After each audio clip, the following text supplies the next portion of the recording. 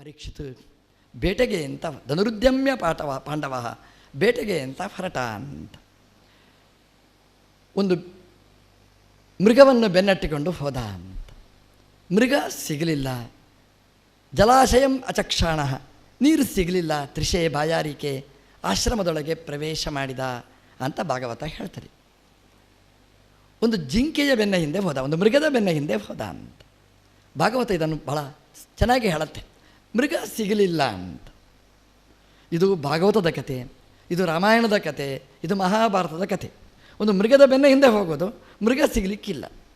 ರಾಮದೇವರು ನಾವು ಬಿಡಿ, ದೇವರೇ ಸೀತಾದೇವಿ ಹೇಳ್ತಾಳೆ ಆ ಜಿಂಕೆ ಬೇಕು ಅಂತ. ರಾಮದೇವರು ಬೆನ್ನಟ್ಟಿಕೊಂಡು ಹೋದರು, ಜಿಂಕೆ ಸಿಗಲಿಲ್ಲ. ಸಿಕ್ಕಿದ್ದು ಮಾರೀಚ. ಏನು ಮಾಡೋದು, ಜಿಂಕೆ ಸಿಗಲಿಲ್ಲ, ಸಿಗುವಂಥದ್ದಲ್ಲ ಅದು. ಮಹಾಭಾರತದಲ್ಲಿ ಪಾಂಡವರ ಹತ್ರ ಹೇಳ್ತಾರೆ ಅರಣ್ಯನ್ನು ಹೊತ್ತುಕೊಂಡು ಹೋದ ಮೃಗ ಬೇಕು ಅಂತ, ಸಿಗಲಿಲ್ಲ. ಯಾವುದೋ ಒಂದು ಸರೋವರ, ಅಲ್ಲಿ ಯಕ್ಷ ಏನೋ ಸಿಕ್ಕಿತು, ಮೃಗ ಸಿಗಲಿಲ್ಲ. ಭಾಗವತಕ್ಕೆ ಬಂದರೆ ಪರೀಕ್ಷಿತ್ ರಾಜರು ಬೆನ್ನಟ್ಟಿಕೊಂಡು ಹೋದರು, ಜಿಂಕೆ ಸಿಗಲಿಲ್ಲ, ಮೃಗ ಸಿಗಲಿಲ್ಲ, ಆಶ್ರಮ ಸಿಕ್ಕಿತು. ಮೃಗ ಅಂದರೆ ಸಂಸ್ಕೃತದಲ್ಲಿ ಅರ್ಥ ಯಾವುದು ಸಿಗುವುದಿಲ್ಲ ಅದು ಮೃಗ. ಮೃಗ ಅನ್ವೇಷಣೆ, ಯದನ್ವೇಷ್ಟವ್ಯಂ ಸಮೃಗ. ಯಾವುದನ್ನು ಬೆನ್ನಟ್ಟಿಕೊಂಡು ಹೋಗಬೇಕು, ಬೆನ್ನಟ್ಟಿಕೊಂಡೇ ಹೋಗಬೇಕು, ಸಿಗುವುದಿಲ್ಲ ಅದು ಮೃಗ. ಮೃಗ್ಯತೆ ನತು ಲಭ್ಯತೆ. ಯಾವುದು ಸಿಗುವುದಿಲ್ಲ, ಯಾವುದನ್ನು ಅನ್ವೇಷಣೆ ಮಾಡಬೇಕು ಅದು ಮೃಗ. ಸಿಗುವುದಿಲ್ಲ ಅಂತ ಅದರ ಬೆನ್ನ ಹಿಂದೆ ಹೋದ ಅಂತ. ಯಾವುದದು ಮೃಗ ಅಂತಂದರೆ ಮಾರ್ಗಣೀಯ, ಅನ್ವೇಷಣೀಯ, ಸೋನ್ವೇಷ್ಟವ್ಯ, ಸಮಾರ್ಗಣೀಯ. ಮೃಗ್ಯ ಅಂದರೆ ಭಗವಂತ. ಪರೀಕ್ಷಿತ್ ಜಿಂಕೆಯ ಬೆನ್ನ ಹಿಂದೆ ಹೋದಲ್ಲ, ಅದೊಂದು ನಿಮಿತ್ತ ಮಾತ್ರ, ಮೃಗ ಅಂತ ಹೇಳ್ತಾರೆ. ಅನ್ವೇಷಣೀಯ ವಸ್ತುವಿನ ಬೆನ್ನ ಹಿಂದೆ ಹೋದ. ಒಂದು ವೇಳೆ ಅವನು ಜಿಂಕೆ ಸಿಕ್ಕಿದ್ರೆ ನಮಗೆ ಭಾಗವತ ಸಿಗ್ತಿರಲಿಲ್ಲ. ಜಿಂಕೆ ಸಿಗಲಿಲ್ಲ ನೋಡಿ, ಅವನಿಗೆ ಮೃಗ ಸಿಕ್ಕಿತು, ಅನ್ವೇಷಣೆ ಮಾಡಿಕೊಂಡು ಹೊರಟ, ನಮಗೆ ಭಾಗವತ ಸಿಕ್ಕಿತು. ಇದು ಭಾಗವತ ಹೇಳಿದ ತಿರುಳು. ಪರೀಕ್ಷಿತ್ ಯಾರೋ ಹೇಳಿದರು ಕಲಿ ನಿಗ್ರಹ ಮಾಡಿದ, ಅವನಿಗೆ ಕಲಿ ಪ್ರವೇಶ ಆಯಿತು ಅಂತ. ಕಲಿ ಪ್ರವೇಶ ಆದರೆ ಭಾಗವತ ಸಿಗ್ತಿರಲಿಲ್ಲ. ಮೃಗದ ಬೆನ್ನ ಹಿಂದೆ ಹೋದ, ಅವನಿಗೆ ಶಮೀಕರ ಆಶ್ರಮ ಸಿಕ್ಕಿತು. ಹುಡುಕೊಂಡೋದು ಮೃಗ, ಅನ್ವೇಷಣೆ ಮಾಡಿತ್ತು. ಯಾವುದು ಅನ್ವೇಷಣೀಯ ಅದರ ಬೆನ್ನ ಹಿಂದೆ ಹೋದ. ಅದರ ದಾರಿ ನೋಡಿ, ಶಮೀಕರ ಆಶ್ರಮಕ್ಕೆ ಹೋದ. ಅವನು ನೀರು ನಿರೀಕ್ಷೆ ಮಾಡಿದ, ನೀರು ಸಿಗಲಿಲ್ಲ. ಉಪಚಾರ ನಿರೀಕ್ಷೆ ಮಾಡಿದ, ಸ್ವಾಗತ ಯಾವುದೂ ಸಿಗಲಿಲ್ಲ. ಒಳ್ಳೆಯ ಮಾತು ಸಿಗಲಿಲ್ಲ. ಯಾಕೆಂದರೆ ಆಶ್ರಮದಲ್ಲಿ ಹೋದರೆ ಇದು ಯಾವುದೂ ಸಿಗುವುದಿಲ್ಲ. ಯಾಕೆಂದರೆ ವಿದ್ಯಾರ್ಥಿಗಳು ಅಧ್ಯಯನ ಮಾಡ್ತಾ ಇರ್ತಾರೆ, ಅಧ್ಯಾಪಕರು ಪಾಠ ಹೇಳ್ತಾ ಇರ್ತಾರೆ, ಧ್ಯಾನ ಮಾಡ್ತಾ ಇರ್ತಾರೆ. ರಾಜನ ಸ್ವಾಗತಕ್ಕೆ ಯಾರೂ ಇಲ್ಲ ಅಲ್ಲಿ. ಶಮೀಕರು ಧ್ಯಾನದಲ್ಲಿ ಸಮಾಧಿಯಲ್ಲಿ ತೊಡಗಿದ್ದಾರೆ. ಭಾಗವತ ಇದನ್ನು ಅಲ್ಲಲ್ಲಲ್ಲಿ ಉಲ್ಲೇಖ ಮಾಡ್ತದೆ. ಸಮಾಧಿ ಯೋಗದಲ್ಲಿ ತೊಡಗಿದ ಶಮೀಕರಿಗೆ ರಾಜ ಕಾಣಿಸಲಿಲ್ಲ. ರಾಜಾದಿರಾಜ ಅವರ ಹೃದಯದಲ್ಲಿ ಮೆರೀತಾ ಇರುವಾಗ ಈ ರಾಜ ಎಲ್ಲಿ ಕಾಣಿಸಬೇಕು? ಇವ ಸಿಟ್ಟಿನಿಂದ ಸರ್ಪದ ಶವವನ್ನು ಕೊರಳಿಗೆ ಹಾಕಿ ಪ್ರತಿಭಟನೆ ಮಾಡಿ ಅಲ್ಲಿಂದ ಸಾಗಿದ ಅಂತ. ಸರ್ಪದ ಶವವನ್ನು ಕೊರಳಿಗೆ ಹಾಕಿ ಹೋದ ಅಂತ ಭಾಗವತ ನೋಡಿ ಎಷ್ಟು ಚೆನ್ನಾಗಿ ಹೇಳುತ್ತೆ. ಇದಕ್ಕೆ ಏನು ಫಲ ಸಿಕ್ಕಿತು ಅಂತಂದರೆ ಕೊನೆಗೆ ಭಾಗವತ ಚಿಂತನೆಯ ಫಲ ಸಿಕ್ಕಿತು. ಯಾಕೆಂತಂದರೆ ಸರ್ಪದ ಶವ ಹಾಕಿತ್ತು. ಸರ್ಪ ಶವ ಆಗಬೇಕಂತೆ, ಸಾಧನೆ ಅಂದರೆ ಹಾಗೆ ಅಂತೆ. ಸರ್ಪ ಶವ ಆಗಬೇಕು. ವಾದಿರಾಜರು ಹೇಳ್ತಾರೆ ಸರ್ಪ ಅಂದರೆ ಏನು ಅಂತ. ಅವ್ರು ಹೇಳೋದು ಅನಲ್ಪ ದರ್ಪ ಕಂದರ್ಪ ಅಶಕ್ಯ ಸರ್ಪ ಅದು ಉಪಪ್ಲುತಂ ಅಂತ ವಾದಿರಾಜರು ಹೇಳ್ತಾರೆ. ಅವರು ಸರ್ಪ ಅಂತ ಹೇಳೋದು ಇದನ್ನೇ, ಅನಲ್ಪ ದರ್ಪ ಕಂದರ್ಪ ಅಶಕ್ಯ ಸರ್ಪ ಅಂತ. ಆ ಒಳಗಿನ ಕಾಮ ಉಂಟಲ್ಲ ಅದೇ ಒಂದು ಸರ್ಪ ಅಂತ. ಸರ್ಪದ ಶವ ಅಂದರೆ ಆ ಒಳಗಿನ ಕಾಮ ಸುಟ್ಟು ಬುದಿಯಾಗಿರಬೇಕು. ಆ ಅನಲ್ಪ ದರ್ಪದ ಕಂದರ್ಪ ಎಂಬಂತಹ ಸರ್ಪ ಅದು ಶವವಾಗಿ ಬಿಡಬೇಕು. ಪರೀಕ್ಷಿತ್ ಸರ್ಪದ ಶವ ಅಂತಂದರೆ ಕಾಮದ ಸರ್ಪದ ಶವವನ್ನು ಶಮೀಕರ ಕೊರಳಿಗೆ ಹಾಕಿದ. ಅಂದರೆ ನಿಮ್ಮಲ್ಲಿ ಕಾಮ ಇಲ್ಲ, ನಿಷ್ಕಾಮರು ನೀವು. ಕಾಮ ಇಲ್ಲ ಅಂತಂದರೆ ಕೃಷ್ಣದೇವರು ಭಗವದ್ಗೀತೆಯಲ್ಲಿ ಹೇಳಿದ ಹಾಗೆ ಕಾಮಾತ್ ಕ್ರೋಧೋ ಬಿದಾಯತೆ ಕ್ರೋಧಾತ್ ಭವತಿ ಸಮ್ಮೋ. ಇಂತಹದ್ದು ದುರ್ಗುಣಗಳು ದುರ್ಬುದ್ಧಿಗಳು ಯಾವುದೂ ಇಲ್ಲ, ಶತ್ರುಗಳನ್ನು ಮೀರಿ ನಿಂತವ. ಇದರ ಅರ್ಥ ನಿಜವಾಗಿರ್ತಕ್ಕಂತಹ ಅರ್ಥ.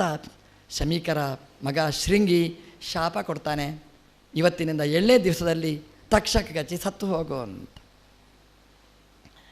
ನೋಡಿ 7ನೇ ದಿನವೇ ಸತ್ತು ಹೋಗು, ಅದು ಪ್ಲ್ಯಾನ್ ಮಾಡಿ ಹೇಳಿದ್ದಲ್ಲ. ಅದು ಕಂಪ್ಯೂಟರ್ ಲೆಕ್ಕ ಮಾಡಿ 1 2 3 7 ಅಲ್ಲ, ಒಳಗಿನಿಂದ ನುಡಿಯಿತು ಹೇಳಿದ. ಅವ ಹೇಳಿದ್ದಲ್ಲ, ಒಳಗೆ ಕೂತ ಭಗವಂತ ಹೇಳಿದ್ದು. ಹಾಗಾಗಿ ಸತ್ಯ ಆಯಿತು ನೋಡಿ. 7ನೇ ದಿನ ಅಂದರೆ 7ನೇ ದಿನ, ಅದು ಲೆಕ್ಕ ಮಾಡಿ ಹೇಳಿದ್ದು ಭಗವಂತ. ಅದು ಯಾಕೆಂತಂದರೆ ಭಾಗವತ 18,000 ಶ್ಲೋಕ ಪಾರಾಯಣ ಮಾಡಬೇಕಾದ್ರೆ 7 ದಿನ ಬೇಕು. ಹಾಗಾಗಿ ಲೆಕ್ಕ ಮಾಡಿ 7 ಅಂತ ಹೇಳಿದರು. ತಕ್ಷಕ, ಅದು ದೊಡ್ಡ ಕತೆ ಇದೆ, ಅವಕಾಶ ಸಿಕ್ಕಿದಾಗ ಹೇಳ್ತೇನೆ ಮತ್ತೊಂದು ಸಲ. ತಕ್ಷಕ, ಅದಕ್ಕೊಂದು ಕಾರಣ ಇದೆ. ತಕ್ಷಕ ಕಚ್ಚಿ ಸಾಯಲಿ ಅಂತ ಆ ಶಾಪವನ್ನು ಶೃಂಗಿ ಹೇಳಿದ, ಕೊಟ್ಟ ಶಾಪ. ಶಾಪ ಕೊಡೋದ್ರಲ್ಲಿ ಯಾರೂ ಕಡಿಮೆ ಇಲ್ಲ. ನಾವೇನು ಕಡಿಮೆನಾ? ಒಂದು ಏನಾದರೂ ಬಾಗಿಲು ಬಡಿದ್ರೆ ಯಾರವ ಸತ್ತೇ ಹೋಗಲಿ, ಹಾಳಾಗಿ ಹೋಗಲಿ, ಎರಡೇ ಶಾಪ ನಮ್ಮದು. ಅವನು ಸಾಯಬೇಕು, ಹಾಳಾಗಿ ಹೋಗಬೇಕು. ಒಂದು ವೇಳೆ ನಮ್ಮ ಶಾಪ ಫಲಿಸಿದರೆ ಅವನು ಸತ್ತೇ ಹೋಗಿ ಊರಲ್ಲಿ ಯಾರೂ ಇರ್ತಿರಲಿಲ್ಲ, ಒಬ್ಬರೇ ನಾವು ಮಾತ್ರ. ಬಾಂಬೆಯಲ್ಲಿ ಒಬ್ಬರು ಹೇಳಿದರು, ಇಡೀ ಜಗತ್ತಲ್ಲಿ ಪ್ರಳಯ ಆಗಬೇಕು, ಇಡೀ ಬಾಂಬೆ ಪ್ರಳಯ ಆಗಬೇಕಂತೆ, ಉಪ್ಪರಿಗೆ ಮನೆ ಅದೊಂದು ಇರಬೇಕಂತೆ. ಸಾಧ್ಯನಾ ಇದು? ಅಸಂಭಾವಿತ ಇದು. ಹಾಗಾಗಿ ನಮ್ಮ ಶಾಪ ಫಲಿಸಲಿಲ್ಲ, ಅವರ ಶಾಪ ಫಲಿಸ್ತದೆ. ಯಾಕೆ ಅಂತಂದರೆ ಆ ನಾಲಗೆ ಸುಳ್ಳು ಹೇಳಿದ ನಾಲಗೆ ಅಲ್ಲ, ಕೆಟ್ಟದ್ದನ್ನು ತಿಂದ ನಾಲಗೆ ಅಲ್ಲ, ಕೆಟ್ಟದ್ದನ್ನು ಬಯಸಲಿಲ್ಲ. ಹಾಗಾಗಿ ಆ ನಾಲಗೆಯಲ್ಲಿ ಕೂತ ಭಗವಂತ ಅಸ್ತು ಅಂತ ಹೇಳಿದ. ಭಾಗವತ ಹೇಳ್ತದೆ, ಕೆಟ್ಟದ್ದನ್ನು ಎಂದೂ ಹೇಳಲಿಕ್ಕೆ ಹೋಗಬೇಡಿ, ದೇವರು ಅಸ್ತು ಅಂತ ಹೇಳಿದರೆ ಕಷ್ಟ. ಶೃಂಗಿಯ ನಾಲಗೆಯಲ್ಲಿ ಕೂತು ಅಸ್ತು ಅಂತ ಹೇಳಿದ. ಶಮೀಕರು ತಿಳ್ಕೊಂಡ್ರು. ಅದನ್ನು ತನ್ನ ಗೌರವಕ ಶಿಷ್ಯನ ಮೂಲಕ ಪರೀಕ್ಷಿತಿಗೆ ಹೇಳಿ ಕಳಿಸ್ತಾರೆ. ಇದೊಂದು ಪ್ರಾಮಾಣಿಕತೆ ನೋಡಿ. ಅನ್ಯಾಯ ಆದರೆ ಯಾರೂ ಹೇಳೋಲ್ಲ, ನನ್ನ ಮಗ ಅನ್ಯಾಯ ಮಾಡಿದ ಅಂತ ಯಾರೂ ಹೇಳೋದಿಲ್ಲ. ಇದು ಶಮೀಕರ ದೊಡ್ಡ ಗುಣ. ಪರೀಕ್ಷಿತಿಗೆ ಹೇಳಿದ್ರೆ ಎಷ್ಟು ಖುಷಿಪಟ್ಟ ಗೊತ್ತಾ ಪರೀಕ್ಷಿತ? ಅವನು ಹೋಗುವಾಗ ದಾರಿಯಲ್ಲಿ ಆಲೋಚನೆ ಮಾಡಿದ್ದೇ ಇದು, ಎಂತಹ ತಪ್ಪು ಮಾಡಿದೆ ನಾನು ಅಂತ. ಯಾಕೆ ಅಂತಂದರೆ ಒಬ್ಬ ಸಮಾಧಿಯಲ್ಲಿ ಮುಳುಗಿರ್ತಕ್ಕಂತಹ ಭಗವಂತನಲ್ಲಿ ಚಿಂತನೆಯಲ್ಲಿ ತೊಡಗಿದ ವ್ಯಕ್ತಿಗೆ ಅವಮಾನ ಮಾಡಿದೆ, ಇದಕ್ಕೊಂದು ಶಿಕ್ಷೆ ಆಗಬೇಕು ಅಂತ. ಶಿಕ್ಷೆಯನ್ನು ರಾಜನೇ ತೀರ್ಮಾನ ಮಾಡಬೇಕು. ತೀರ್ಮಾನ ಮಾಡ್ತಾ ಏನು ಶಿಕ್ಷೆ ಇದಕ್ಕೆ? ಒಂದೇ ಶಿಕ್ಷೆ. ಏನು? ಸರ್ಪದ ಶವ ನಾನು ಅವಮಾನಕರವಾಗಿ ಮಾಡಿದೆ, ಇದಕ್ಕೆ ಸರ್ಪ ಕಚ್ಚಿ ಸಾಯಬೇಕು, ಇದೇ ಇದಕ್ಕೆ ಶಿಕ್ಷೆ. ಅಂದರೆ ಸಾವೇ ಇದಕ್ಕೆ ಶಿಕ್ಷೆ, ಮರಣಾಂತಿಕ ಪ್ರಾಯಶ್ಚಿತ್ತ ಅಂತ ತೀರ್ಮಾನ ಮಾಡ್ತಾನೆ. ಪರೀಕ್ಷಿತ್ ತನ್ನ ಸುಪುತ್ರನಾದ ಜನಮೇಜಯನನ್ನು ಸಿಂಹಾಸನದಲ್ಲಿ ಕೂಡಿಸಿ ಗಂಗಾತೀರಕ್ಕೆ ಬರ್ತಾನೆ. ವಿರಕ್ತನಾಗಿ ಬರ್ತಾನೆ. ಗಂಗೆ ವಿರಕ್ತಿಗೆ ದ್ಯೋತಕ. ಅದು ಗಂಗೆ ಅಂದರೆ ಪಾಪವನ್ನು ತೊಳೆಯುವಂಥದ್ದು. ಗಂಗೆ ಅಂದರೆ ಏನೇ ಕೊಡಿ ಅದು ಬೇಡ, ಬಿಸಾಡಿ ಬಿಡ್ತದಕ್ಕೇನು ಬೇಡ. ಅಂತಹ ತ್ಯಾಗದ ನದಿ, ಜ್ಞಾನದ ನದಿ, ಬಿಳಿಯ ನದಿ, ಶುದ್ಧತೆಯ ನದಿ, ಆ ಗಂಗಾ ನದಿಯ ತೀರಕ್ಕೆ ಪರೀಕ್ಷಿತ್ ಬಂದರೆ ನೋಡ್ತಾನೆ ಎಲ್ಲ ಜ್ಞಾನಿಗಳು ಕೂತಿದ್ರಂತೆ. ಅವನು ಅಧಿಕಾರ ನಡೆಸಿದಾಗ ಕಾಣದಿದ್ದ ಮುಖಗಳೆಲ್ಲ ಇಲ್ಲಿದೆ ಅಂತೆ. ಸಾಮಾನ್ಯವಾಗಿ ಸಾಯುವ ಕಾಲಕ್ಕೆ ಯಾರೂ ಬರುವುದಿಲ್ಲ, ಉಂಟಾದ ಕಾಲಕ್ಕೆ ಇಷ್ಟಾರು ಮಿತ್ರರು, ಅದು ಕೊನೆ ಕಾಲಕ್ಕೆ ಯಾರು ಬರ್ತಾರೆ? ಎಲ್ಲ ಇದ್ದರಂತೆ. ಅಲ್ಲಿಗೆ ಶುಕಾಚಾರ್ಯರು ಬರ್ತಾರೆ. ತತ್ರ ಭಗವಾನ್ ವ್ಯಾಸಪುತ್ರ, ಇಷ್ಟು ಒಳ್ಳೆಯ ಮಾತು ಹೇಳ್ತಾರೆ ನೋಡಿ. ವ್ಯಾಸಪುತ್ರ, ಶುಕರು ಬಂದರು ಅಂತ ಹೇಳೋದಿಲ್ಲ, ವ್ಯಾಸರ ಮಾನಸ ಪುತ್ರರು. ಅಂದರೆ ವ್ಯಾಸರ ಜ್ಞಾನ ಭಾಗವತವೇ ಅಲ್ಲಿಗೆ ಬಂತಂತೆ. ಶುಕಾಚಾರ್ಯರು ಬಂದರಂತೆ. ಗೃಹಸ್ಥನ ಮನೆಗೆ ಬಾರದೇ ಇರತಕ್ಕ ಶುಕರು ಪರೀಕ್ಷಿತ್ತನ ಮನೆಗೆ ಬಂದರು. ಸಿಂಹಾಸನದಲ್ಲಿ ಆಡಳಿತಾರೂಢನಾಗಿದ್ದಾಗ ಕಾಣದೇ ಇದ್ದ ಮುಖ ಕಂಡು ಅವರಿಗೆ ಪೂಜೆ ಮಾಡಿದ, ಸತ್ಕಾರ ಮಾಡಿದ ಅಂತ. ಅಲ್ಲ, ಹೇಗೆ ಪೂಜೆ ಮಾಡಬೇಕು? ಏನಿಲ್ಲ, ಹಣ್ಣು ಕಾಯಿ ಕಾಣಿಕೆ ಎಂಥದೂ ಇಲ್ಲ. ಭಾಗವತ ಹೇಳಿತು ಶಿರಸಾನನಾಮ ಅಂತ. ಅವನಿಗೆ ಕೊಡಬಹುದಾದ ಕಾಣಿಕೆ ಇದಂತೆ. ಶಿರಸಾನನಾಮ, ತನ್ನ ತಲೆಯನ್ನೇ ಅವರ ಪಾದಕ್ಕೆ ಇಟ್ಟ ಅಂತೆ. ಇದಕ್ಕಿಂತ ದೊಡ್ಡ ಕಾಣಿಕೆ ಏನು ಅಂತ ಕೇಳ್ತಾರೆ. ಆಗ ಹೇಳಿದ ಹಾಗೆ ಸಂಪತ್ತುಗಳೆಲ್ಲ ಇರುವುದು ಇಲ್ಲಿ. ಕಣ್ಣು, ಕಿವಿ, ಮೂಗು, ನಾಲಗೆ, ತ್ವಕು, ಇದೇ ದೊಡ್ಡ ಸಂಪತ್ತು. ಇದೆಲ್ಲ ಇರುವುದು ಈ ತಲೆಯಲ್ಲಿ. ಈ ತಲೆಯನ್ನೇ ಪಾದಕ್ಕಿಟ್ಟರೆ ಸರ್ವ ಸಮರ್ಪಣೆ, ಇದಕ್ಕಿಂತ ದೊಡ್ಡ ಸರ್ವ ಸಮರ್ಪಣೆ ಏನಿದೆ? ದುಡ್ಡು ಇರೋದು ಬ್ಯಾಂಕಲ್ಲಿ ಅಲ್ಲರಿ, ತಲೆಯಲ್ಲಿ ಇರೋದು. ಆ ಅಕೌಂಟಲ್ಲಿ ಇಷ್ಟು, ಈ ಅಕೌಂಟಲ್ಲಿ ಇಷ್ಟು, ಎಲ್ಲ ಈ ತಲೆಯನ್ನೇ ದೇವರ ಪಾದಕ್ಕಿಟ್ಟರೆ ಇದೊಂದು ಸರ್ವ ಸೇವೆ. ಇದು ಸಮರ್ಪಣೆ ಮಾಡಿ ಸಾಷ್ಟಾಂಗ ಪ್ರಣಾಮ ಮಾಡಿ ತನ್ನನ್ನು ಸಮರ್ಪಣೆ ಮಾಡಿದ. ಭಾಗವತ ಕೇಳಲಿಕ್ಕೆ ತಲೆ ಒಂದಿದ್ದರೆ ಸಾಕು. ಶುಕಾಚಾರ್ಯರು ಸಂತೋಷಪಟ್ಟರು. ಕೇಳಿದ ಪ್ರಶ್ನೆಗೆ ಶುಕಾಚಾರ್ಯರು ತುಂಬ ಸಂತೋಷಪಟ್ಟರಂತೆ. ಪ್ರಶ್ನೆಯನ್ನು ಪ್ರಶಂಸನೆ ಮಾಡ್ತಾರೆ ಭಾಗವತದಲ್ಲಿ. ಇದನ್ನು ತುಂಬ ಸಂತೋಷ ಪಡಬೇಕಾದ. ಪ್ರಶ್ನೆ ಕೇಳಿದರೆ ನರಕಕ್ಕೆ ಹೋಗ್ತೀವಿ ಅಂತ ಹೇಳ್ತಾರೆ ನಾವು. ಆದರೆ ಅವನು ಕೋಪಗೊಳ್ಳಿಲ್ಲ, ಸಿಡಿಮಿಡಿಗೊಳ್ಳಿಲ್ಲ. ಪ್ರಶ್ನೆ ಗರೀಯಾನೇಶತೆ ಪ್ರಶ್ನ ಅಂತ ಕೇಳಿ ಆ ಪ್ರಶ್ನೆಗೆ ಉತ್ತರ ಕೊಡ್ತಾ, ಮುಮೂರ್ಷವಾದವ ಮಾಡಬೇಕಾದ್ದು ಏನು? ಒಂದೇ. ಯಾಕೆಂದರೆ ಕೊನೇ ಕಾಲಕ್ಕೆ ನಾವು ಮಾಡಬೇಕಾದ್ದು ಯಾರ ಸ್ಮರಣೆ ಬರಬೇಕೋ ಅವರನ್ನು ಸ್ಮರಣೆ ಮಾಡಿ. ಸಾಯುವ ಕಾಲಕ್ಕೆ ಭಗವಂತನ ಸ್ಮರಣೆ ಬರಬೇಕು. ಇಡೀ ಜಗತ್ತಲ್ಲಿ ವ್ಯಾಪಿಸಿದ ಭಗವಂತನನ್ನು ಪುಟ್ಟ ಮನಸ್ಸಿನೊಳಗೆ ತುಂಬಿಸಬೇಕು. ಅದಕ್ಕೆ ಬೇಕಾಗಿರತಕ್ಕಂತಹ ಧ್ಯಾನದ ಪ್ರಕ್ರಿಯೆಯನ್ನು ಶುಕಾಚಾರ್ಯರು ಪರೀಕ್ಷಿತ್ತಿಗೆ ಹೇಳ್ತಾರೆ. ಮೊದಲು ಖಂಡೋಪಾಸನೆ ಮಾಡು, ಆಮೇಲೆ ಅಖಂಡೋಪಾಸನೆ ಮಾಡು. ವಿರಾಟ್ ರೂಪವನ್ನು ಪುರುಷಸೂಕ್ತ ಪ್ರತಿಪಾದ್ಯ ಮಾನವಾದ ಗುಣಗಳನ್ನು ತುಂಬಿಕೊಂಡಿರತಕ್ಕ ವಿರಾಟ್ ರೂಪಿಯಾದ ಭಗವಂತನನ್ನು ಚಿಂತನೆ ಮಾಡುವ ರೀತಿಯನ್ನೆಲ್ಲ ಶುಕಾಚಾರ್ಯರು ಹೇಳ್ತಾ, ನಾರದರು ಬ್ರಹ್ಮದೇವರ ಹತ್ರ ಕೇಳಿದ ಪ್ರಶ್ನೆ ಅದನ್ನು ಹೇಳ್ತಾರೆ. ನಾರದರು ಬ್ರಹ್ಮದೇವರ ಹತ್ರ ಹೇಳ್ತಾರೆ ಅಂತ ಬ್ರಹ್ಮದೇವರ ಹತ್ರ, ಬ್ರಹ್ಮದೇವರೇ, ಎಂತಹ ಸಾಮರ್ಥ್ಯ ನಿಮ್ಮದು, ಜಗತ್ತನ್ನು ಸೃಷ್ಟಿ ಮಾಡ್ತೀರಿ, ರಕ್ಷಣೆ ಮಾಡ್ತೀರಿ, ಸಂಹಾರ ಮಾಡ್ತೀರಿ, ಮೋಕ್ಷ ಕೊಡ್ತೀರಿ, ಏನು ಸಾಮರ್ಥ್ಯ ನಿಮ್ಮದು ಅಂತ ನಾರದರು ಹೇಳ್ತಾರೆ ಅಂತೆ ಬ್ರಹ್ಮದೇವರ ಹತ್ರ.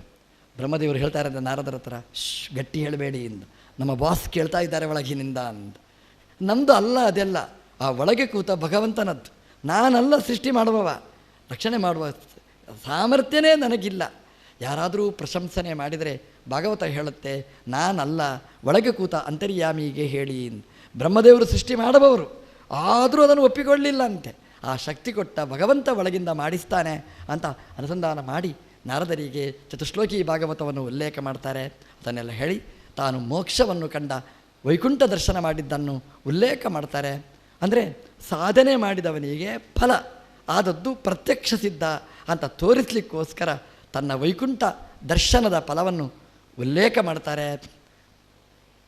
ಪುರಾಣಗಳು ಹೇಗಿರಬೇಕು ಅಂತ ಅದರ ಲಕ್ಷಣಗಳನ್ನು ಹೇಳ್ತಾರೆ. ಸೃಷ್ಟಿಯ ಬಗ್ಗೆ ಕೇಳಿದಾಗ ವಿಸ್ತಾರವಾಗಿ ತೃತೀಯ ಸ್ಕಂದದಲ್ಲಿ ಹೇಳ್ತಾರೆ. ಮೈತ್ರೇಯ ವಿದುರರ ಸಂವಾದದಲ್ಲಿ ಹೇಳ್ತಾರೆ. ವಿದುರ ತೀರ್ಥಯಾತ್ರೆಯಲ್ಲಿ ಇದ್ದವ, ಅಲ್ಲಿಗೆ ಉದ್ಧವ ಬರ್ತಾನೆ. ಕೃಷ್ಣನ ತುಂಬ ಪ್ರೀತಿಯ ಆತ್ಮೀಯನಾದವ, ಅಂತರಂಗ ಶಿಷ್ಯ. ದ್ರೋಣಾಚಾರ್ಯರ ರೂಪ ಒಂದಾಗಿದ್ದರೆ ಬೃಹಸ್ಪತ್ಯಾಚಾರ್ಯರದ್ದು, ಮತ್ತೊಂದು ರೂಪ ಉದ್ಧವ. ಹೆಸರೇ ಹೇಳುವ ಹಾಗೆ ಉದ್ಧವ ಉತ್ಸವ, ಯಾವತ್ತೂ ಖುಷಿಯಲ್ಲಿರುವವ. ನಮ್ಮ ದೇವರು ಹೇಗೆ ಹಾಗೆ ಪ್ರತಿಬಿಂಬ. ಹವ ಅಂದರೆ ಉತ್ಕೃಷ್ಟನಾದ ಭಗವಂತನನ್ನು ಯಾವತ್ತೂ ಕರೆಯುವವ, ನೆನಪಿಸಿಕೊಡ್ತಕ್ಕಂತಹ ಉದ್ಧವ ದೇವರ ಹತ್ರ ಟ್ರೈನಿಂಗ್ ಆದವ. ಅವನು ವಿದುರನ ಹತ್ರ ಬಂದರೆ ವಿದುರ ಕೇಳ್ತಾನೆ, ಉದ್ಧವ, ಪಾಂಡವರನ್ನು ನೋಡಿದ್ಯಾ, ನಮ್ಮ ದೇವರನ್ನು ನೋಡಿದ್ಯಾ ಅಂತ. ಉದ್ಧವನಿಗೆ ಆವೇಶನೇ ಬರ್ತದೆ. ವಿದುರ ಕೃಷ್ಣನ ಅಂತರಂಗ ಭಕ್ತ. ವಿದುರ ಅಂದರೆ ಧರ್ಮ, ಯುಧಿಷ್ಠಿರ ಒಂದು ರೂಪ ಆದರೆ ಧರ್ಮದ್ದು, ಇನ್ನೊಂದು ರೂಪ ಅದು ವಿದುರ. ವಿದ್ಯಾರಥೇ ವಿದುರೋ ನಾಮ ಚಾಯಂ, ಮಹಾಜ್ಞಾನಿಯಾದವ ವಿದುರ, ಧರ್ಮದ ಅಪರಾವತಾರ. ಕೃಷ್ಣ ಅಂದರೆ ತುಂಬ ಇಷ್ಟ. ವಿದ್ಯಾವಂತರಿಗೆ ಧರ್ಮವಂತರಿಗೆ ಕೃಷ್ಣ ತುಂಬ ಇಷ್ಟನಾದವ. ಇದು ಭಾಗವತ ಆರಂಭದಿಂದ ಕೊನೆ ತನಕ ಹೇಳೋದು. ಕೃಷ್ಣ ಅಂದರೆ ಕೆಲವರಿಗೆ ಅಲರ್ಜಿ, ಅದಕ್ಕೆ ಭಾಗವತ ಹೇಳುತ್ತೆ. ವಿದುರನಿಗೆ ತುಂಬ ಇಷ್ಟನಾದವ, ಧರ್ಮನಿಗೆ ಇಷ್ಟ. ಉದ್ಧವನಿಗೆ ಬೃಹಸ್ಪತ್ಯಾಚಾರ್ಯರಿಗೆ ತುಂಬ ಇಷ್ಟನಾದವ ಕೃಷ್ಣ ಅಂತ. ಕೃಷ್ಣನ ಕಥೆಯನ್ನು ಇಡೀ ಕತೆ ಬಾಲಲೀಲೆ ಎಲ್ಲ ಹೇಳ್ಕೊಂಡು ಬರ್ತಾನೆ. ಆವೇಶ ಅವನಿಗೆ. ಕೃಷ್ಣ ಅಂದರೆ ದಾಸರ ಹತ್ರ ಕೇಳಬೇಕು, ಕೃಷ್ಣ ಅಂದರೆ ಏನು ಕುಣಿತಾರೆ. ಉದ್ಧವ ಕುಣಿತಾನೆ. ವಿದುರ ಹೇಳ್ದ ಉದ್ಧವನ ಹತ್ರ, ನೀನು ಕೃಷ್ಣನ ಹತ್ರ ಕೇಳಿದ್ಯಲ್ವ ಪಾಠ, ಸೃಷ್ಟಿಯ ಬಗ್ಗೆ ಎಲ್ಲ ಕೇಳಿದ್ದಿ, ಅದನ್ನು ಹೇಳು ಅಂತ ಹೇಳಿದಾಗ ಉದ್ಧವ ಹೇಳ್ದ, ನನಗೆ ಲೈಸೆನ್ಸ್ ಇಲ್ಲ, ಅದನ್ನು ಹೇಳೋಲ್ಲ, ಮೈತ್ರೇಯರು ಹೇಳ್ತಾರೆ. ನೋಡಿ, ಯಾರು ಏನು ಹೇಳಬೇಕು ಅಂತಿದೆ ಅವರು ಅದನ್ನು ಹೇಳಬೇಕು, ಇನ್ನೊಬ್ಬರು ಹೇಳಲಿಕ್ಕೆ ಹೋಗಬಾರ್ದು. ಉದ್ಧವನಿಗೆ ದೇವರು ಅಧಿಕಾರ ಕೊಡಲಿಲ್ಲ. ನೀನು ಬದರಿಯಲ್ಲಿ ಕಲಾಪ ಗ್ರಾಮದಲ್ಲಿ ಪ್ರವಚನ ಮಾಡು ಅಂತ ಹೇಳಿದ ಹೊರತು ವಿದುರನಿಗೆ ಹೇಳು ಅಂತ ಹೇಳಲಿಲ್ಲ, ಹೇಳಲೇ ಇಲ್ಲ. ಇದು ರಹಸ್ಯ ಅಂತ ಭಗವಂತ ಉದ್ಧವನಿಗೆ ಹೇಳಿದ ಮಾತು. ನಮಗೆ ಯಾರಾದರೂ ಏನಾದರೂ ಹೇಳಿರ್ತಾರೆ ಅಂಥೇಳಿ, ಇದು ಗುಟ್ಟು, ಯಾರಿಗೂ ಹೇಳಬೇಡಿ ಅಂತ. ನಾನು ಹೇಳೋದು ನಿಮ್ಮ ಹತ್ರ ಹಾಗೆಯೇ, ಇದು ಗುಟ್ಟು, ಯಾರು ಹೇಳಬೇಡಿ ಅಂತ ಹೇಳಿದ್ದಾರೆ ಅಂತ ಹೇಳ್ತೇವೆ ನಾವು. ಇಡೀ ಊರು ಟಮ್ ಮಾಡಿಕೊಂಡು ಬರ್ತೇವೆ. ಅದಕ್ಕೆ ನಮಗೆ ತತ್ವೋಪದೇಶ ಜ್ಞಾನಿಗಳು ನಮಗೆ ಮಾಡೋಲ್ಲ. ಯಾಕೆಂದರೆ ರಹಸ್ಯ, ಅದನ್ನು ಇಟ್ಟುಕೊಳ್ಳುವ ತಾಕತ್ತು ನಮಗಿಲ್ಲ, ಮನೋಧೈರ್ಯ ಇಲ್ಲ. ಉದ್ಧವ ವಿದುರ ಇಬ್ಬರೂ ಕೃಷ್ಣನ ಅಂತರಂಗ ಭಕ್ತರು. ಪರಸ್ಪರವಾಗಿ ಭಗವಂತನ ಭಕ್ತಿಯನ್ನು ಹಂಚಿಕೊಂಡು ಉದ್ಧವ ಹೇಳಿದ ರೀತಿಯಲ್ಲಿ ಮೈತ್ರೇಯರು ಹರಿದ್ವಾರಕ್ಕೆ, ದ್ವಾರಿದ್ವಿನದ್ಯಾಹ ಅಂತ ಹೇಳಿದ ರೀತಿಯಲ್ಲಿ ಗಂಗಾದ್ವಾರಕ್ಕೆ ಹರಿದ್ವಾರಕ್ಕೆ ಬರ್ತಾರೆ. ಅಲ್ಲಿ ಮೈತ್ರೇಯರು ಸೇರ್ತಾರೆ. ಮೈತ್ರೇಯರು ಮತ್ತು ವಿದುರ ಒಟ್ಟು ಸೇರಿದರೆ ಎಂತಹ ಚಿಂತನೆ, ಇಡೀ ಸೃಷ್ಟಿ ಪ್ರಕ್ರಿಯೆ, ಪ್ರಪಂಚ ಹೇಗೆ ಸೃಷ್ಟಿಯಾಯಿತು, ಭಗವಂತನ ಅದ್ಭುತ ಸೃಷ್ಟಿ. ಒಂದು ಕಾಲ ಸೃಷ್ಟಿಯಿಂದ ಪ್ರಾರಂಭ ಮಾಡ್ತಾರೆ. ಕಾಲ ಸೃಷ್ಟಿಯಾಯಿತು. ಇದು ನೀವು ನೋಡಿ, ನಾಸ್ತಿಕರಾಗಿರ್ಬೋದು ನಾವು, ಆದರೆ ನಾವು ಆಸ್ತಿಕರಾಗಲೇಬೇಕು. ಕಾಲ ಅಂತ ಒಂದು ಸೃಷ್ಟಿ, ಶಬ್ದ ಬೇರೆ ಬೇರೆ ಇರಲಿ, ಕಾಲವನ್ನು ಒಪ್ಪದೇ ಇದ್ದ ವ್ಯಕ್ತಿ ಯಾರಾದರೂ ಇದ್ದಾರಾ? ಇಡೀ ಪ್ರಪಂಚ ಸುತ್ತಾಡಿ ಬನ್ನಿ. ನಾವು ಕಾಲ ಅಂತ ಹೇಳ್ತೇವೆ, ಅವರು ಟೈಮ್ ಅಂತ ಹೇಳ್ತಾರೆ. ಕಾಲವನ್ನು ಒಪ್ಪದಿದ್ದವರು ಯಾರೂ ಇಲ್ಲ. ಅನುಭವಸಿದ್ಧವಾದ್ದು, ಸಾಕ್ಷಿಸಿದ್ಧವಾಗಿರತಕ್ಕಂಥದ್ದು ಕಾಲ. ಈ ಕಾಲ ಖಂಡ ಕಾಲ, ತಾರ್ಕಿಕರು ಹೇಳಿದ ಹಾಗೆ ಅಖಂಡ ಕಾಲ ಅಲ್ಲ. ಕ್ಷಣ, ನಿಮೇಷ, ಲವ ಅದೆಲ್ಲ ಇದೆ. ಪ್ರಮಾಣ ತನಕದ ಪುಟ ಪುಟ್ಟ ಪುಟ್ಟ ಕಾಲಗಳಿವೆ. ನಮ್ಮ ಗಡಿಯಾರ ನೋಡಿದ್ರೆ ಗೊತ್ತಾಗುತ್ತೆ, ಬೇರೆ ಬೇರೆ ಮುಳ್ಳು ಇದೆ ಅದಕ್ಕೆ. ಗಂಟೆಗೆ ಬೇರೆ, ಮಿನಿಟಿಗೆ ಬೇರೆ, ಸೆಕೆಂಡಿಗೆ ಬೇರೆ, ಮುಗೀತು ಅಲ್ಲಿಗೆ. ಭಾಗವತಲ್ಲಿ ಇನ್ನೂ ಚಿಕ್ಕ ಚಿಕ್ಕ ಕಾಲಗಳನ್ನು ಪರಿಗಣನೆ ಮಾಡಿ ಇದನ್ನು ಸೃಷ್ಟಿ ಮಾಡಿದ ಕಾಲಾಂತರ್ಗತ, ಕಾಲನಿಯಾಮಕ, ಕಾಲಪ್ರವರ್ತಕನಾದ ಭಗವಂತನ ಹಿರಿಮೆಯನ್ನು ಅದರಲ್ಲಿ ತೋರಿಸಿಕೊಟ್ಟಿದ್ದಾರೆ. ಕಾಲ ಅನ್ನೋದು ಒಂದು ದೊಡ್ಡ ಅದ್ಭುತವಾದ ಚಿಂತನೀಯವಾದ ವಸ್ತು.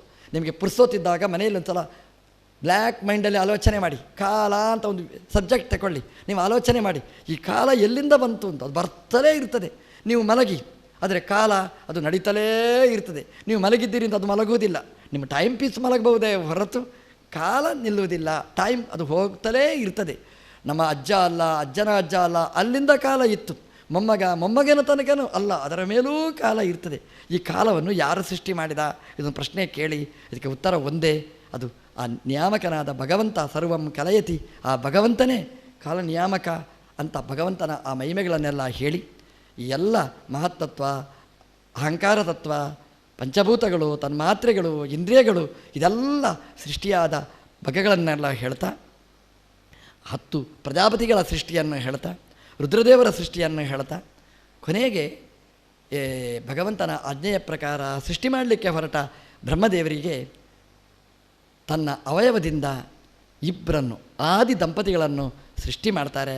ಸ್ವಯಂಭುವಮನು, ಶತರೂಪೆ ಅನ್ನುವ ಆದಿ ದಂಪತಿಗಳನ್ನು ಸೃಷ್ಟಿ ಮಾಡ್ತಾರೆ. ಸೃಷ್ಟಿ ಮಾಡಿದ್ದು ಯಾಕೆ ಅಂತಂದರೆ ಸೃಷ್ಟಿ ಮುಂದುವರಿಬೇಕು ಅಂತ.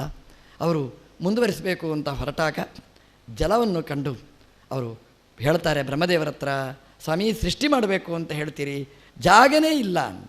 ಇದೊಂದು ನೆನಪಿಟ್ಟುಕೊಳ್ಬೇಕಾದ ಹೇಳಿದ್ದು ಭಾಗವತ ಹೇಳಿದ್ದು. ಸೃಷ್ಟಿಗಿಂತ ಮುಂಚೆ ಜಾಗ ತಯಾರು ಮಾಡಿಕೊಳ್ಳಿ, ಮಗು ಹುಟ್ಟುವುದಕ್ಕಿಂತ ಮುಂಚೆ ಸೈಟ್ ಫಿಕ್ಸ್ ಮಾಡಿ ಅಂತ ಭಾಗವತ ಹೇಳಿತು. ಸೃಷ್ಟಿಯಾದವರು ಇರುವುದಿಯಲ್ಲಿ ಜಾಗ ಬೇಕು, ಜಾಗ ಇಲ್ಲ, ಭೂಮಿಯೇ ನೀರಲ್ಲಿ ಮುಳುಗಿದೆ ಅಂತ ಹೇಳಿದಾಗ ಬ್ರಹ್ಮದೇವರು ಹೇಳಿದರು, ಇದು ನಮ್ಮ ಸಮಸ್ಯೆ ಅಲ್ಲ, ಭಗವಂತನ ಸಮಸ್ಯೆ.